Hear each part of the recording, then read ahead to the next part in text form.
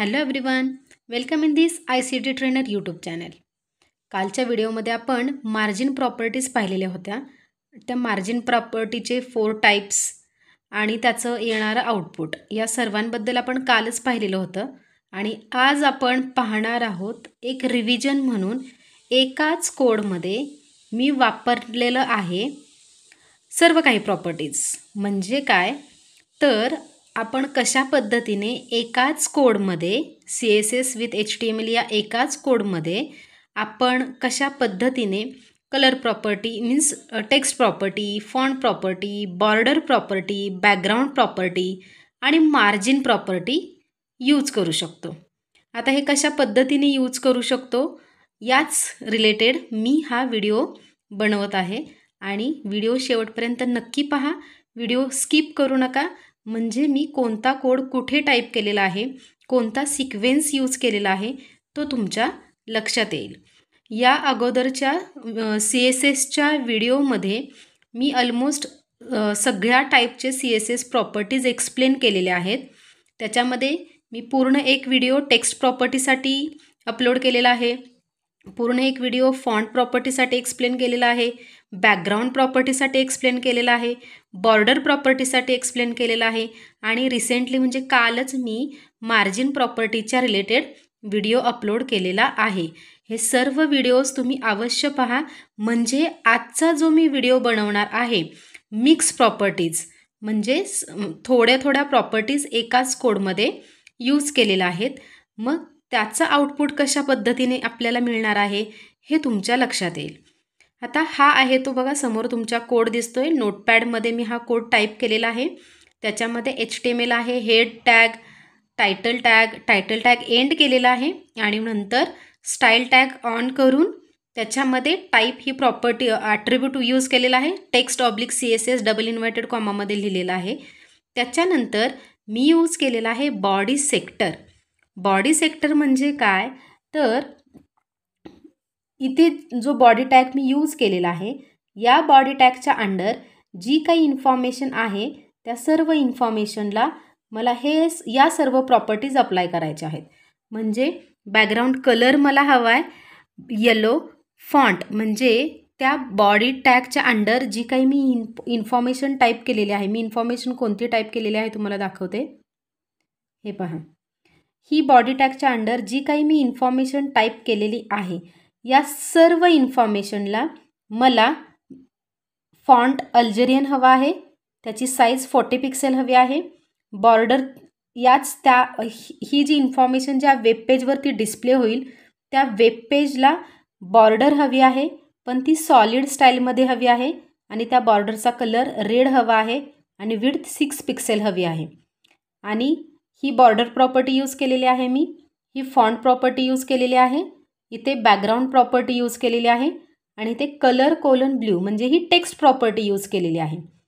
Text प्रॉपर्टीमध्ये colour :blue म्हणजे काय, ही जी इन्फॉर्मेशन आहे या इन्फॉर्मेशनला ब्ल्यू कलर डिस्प्ले झाला पाहिजे, ब्ल्यू कलर अप्लाय झाला पाहिजे.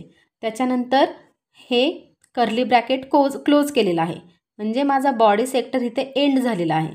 त्याच्यानंतर मला मार्जिन प्रॉपर्टीज यूज करायच्या आहेत, परंतु त्या मार्जिन प्रॉपर्टीज मला बॉडी टॅगच्या अंडर जी काही सर्व इन्फॉर्मेशन आहे त्या सर्व इन्फॉर्मेशनला मला मार्जिन अप्लाय करायची नाही. तर बॉडी टॅगच्या अंडर हा जो मी P टॅग यूज केलेला आहे, ऑन P टॅग आणि इथे ऑफ P टॅग आहे आणि त्याच्यामध्ये मी इन्फॉर्मेशन टाईप केलेली आहे. तर या पॅराग्राफ टॅगमध्ये जी काही मी इन्फॉर्मेशन टाईप केलेली आहे फक्त याच इन्फॉर्मेशनला मला मार्जिन सेट करायची आहे. H1 पासून नव्हे, H1ला मला कोणताही मार्जिन सेट करायची नाही आहे. फक्त P टॅगमध्ये मी जी काही इन्फॉर्मेशन टाईप केलेली आहे फक्त त्याच इन्फॉर्मेशनला मला ह्या चारही मार्जिन्स प्रॉपर्टी यूज करायच्या आहेत. म्हणून मी स्पेसिफिकली तिथे P सेक्टर यूज केलेला आहे. काय यूज केलेला आहे, P सेक्टर. इथे P सेक्टर टाईप करून ओपनिंग कर्ली ब्रॅकेट आणि क्लोजिंग कर्ली ब्रॅकेटच्या अंडर या सर्व काही मार्जिन प्रॉपर्टीज डिफाईन केलेल्या आहेत विथ प्रॉपर सिंटॅक्स.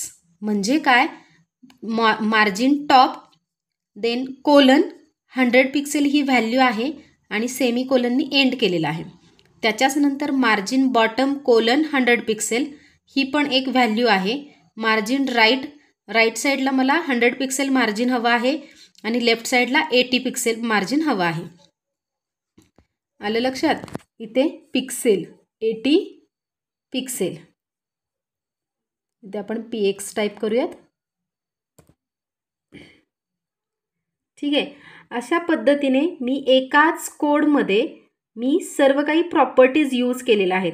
म्हणजे बॅकग्राऊंड प्रॉपर्टी यूज केलेली आहे, फॉन्ट प्रॉपर्टी यूज केलेली आहे, बॉर्डर प्रॉपर्टी यूज केलेली आहे, टेक्स्ट प्रॉपर्टी यूज केलेली आहे आणि मार्जिन प्रॉपर्टी यूज केलेली आहे. आता याचा आपण आउटपुट चेक करूयात. आता ऑलरेडी ही मी फाईल सेव्ह केलेली आहे आणि मी माझ्या फाईलला नाव दिलेलं आहे मिक्स प्रॉपर्टीज हे नाव दिलेलं आहे. ऑलरेडी ही मी फाईल सेव्ह केलेली आहे.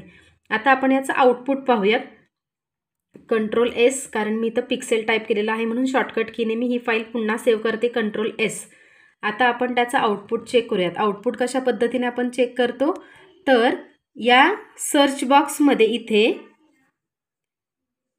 बॉक्समध्ये रन टाईप करायचं आहे आपल्याला. रन टाईप केल्याबरोबर हे जे रन सिस्टीम येते ती रन सिस्टीम आपण सिलेक्ट करूयात आणि रन सिस्टीममध्ये मी हे आउटपुट ऑलरेडी चेक केलेलं होतं म्हणून बाय डिफॉल्ट इथे d:\mixproperties.html असं दिसत आहे. परंतु तुम्ही हे बघू शकता मी बॅकस्पेसने डिलीट ते घालवून टाकते आणि ते डी लेटर टाईप करते कारण मी ही फाईल डी ड्राईव्हमध्ये सेव्ह केलेली आहे. इथे डी लेटर टाईप केल्याबरोबर जेवढ्या काही माझ्या फाईल्स आहेत डी ड्राईव्हमध्ये या सर्वांची लिस्ट इथे दिसत आहे. आता या लिस्टमध्ये माझी फाईल कोणती आहे तर इथे आहे mixproperties.html. आता ती mixproperties.html ही फाईल मी सिलेक्ट करते.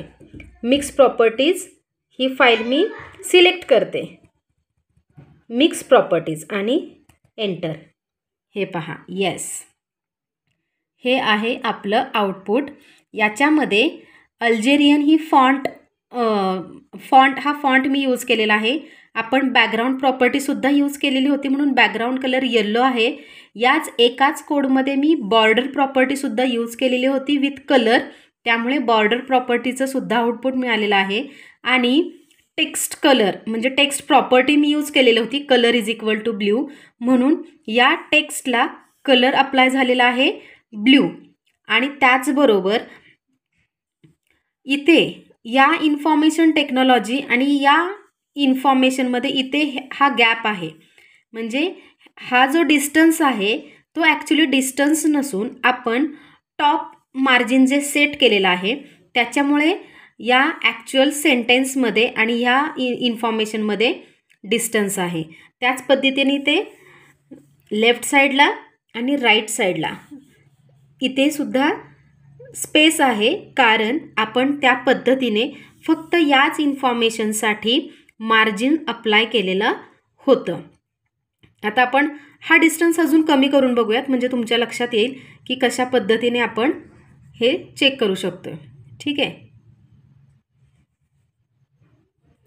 आता सेम आपण काय करूयात, नोटपॅड पेज ओपन करूयात आणि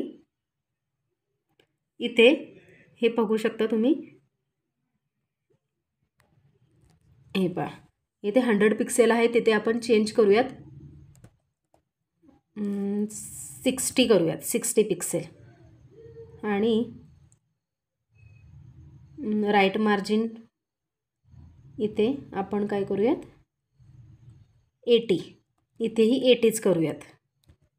आणि ही मी फाईल Ctrl+Sनी सेव्ह करते. Ctrl+S आणि पुन्हा याच ब्राउझरला, इथे आपलं ब्राउझर ऑलरेडी ओपन आहे, हे या ब्राउझरवरती तुम्ही क्लिक करून ती फाईल ओपन करून त्याला फक्त हे जे रिफ्रेश, हा जो रिफ्रेश ऑप्शन आहे त्याच्यावरती मी क्लिक करते. Refresh, yes. आता तुमच्या लक्षात आलं असेल मार्जिन पूर्णपणे चेंज झालेलं आहे. तुमच्या लक्षात येईल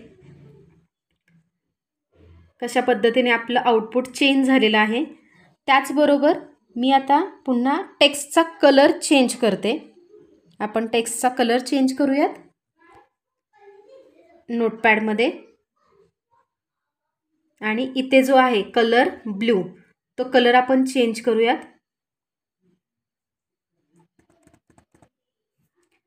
आपण करूया ग्रीन. मी फाईल सेव्ह करते कंट्रोल S नी आणि फक्त इथे हे जे ब्राउझर आहे याच्यावरती मी क्लिक करून आता फक्त मी रिफ्रेश ऑप्शनवरती क्लिक करणार आहे. हे आहे रिफ्रेश बटन. येस, टेक्स्टचा कलरही चेंज झालेला आहे. अशा पद्धतीने हे सेम प्रॅक्टिकल तुम्ही घरी अवश्य करून पहा. नोटपॅडमध्ये मी ज्या पद्धतीने मिक्स कोड टाईप केलेला आहे सेम त्याच पद्धतीने तुम्ही कोड टाईप करू शकता आणि आउटपुट चेक करू शकता. ज्या पद्धतीने मला आउटपुट मिळालेला आहे सेम त्याच पद्धतीने तुम्हालाही आउटपुट नक्की मिळेल. हे पाहू शकता तुम्ही. येस, हा व्हिडिओ तुम्हाला कसा वाटला हे कमेंट करून नक्की कळवा. व्हिडिओला लाईक करा, शेअर करा आणि तुम्ही जर या चॅनेलवरती नवीन असाल तर ICT ट्रेनर या यूट्यूब चॅनलला सबस्क्राईब करायला विसरू नका. थँक्यू.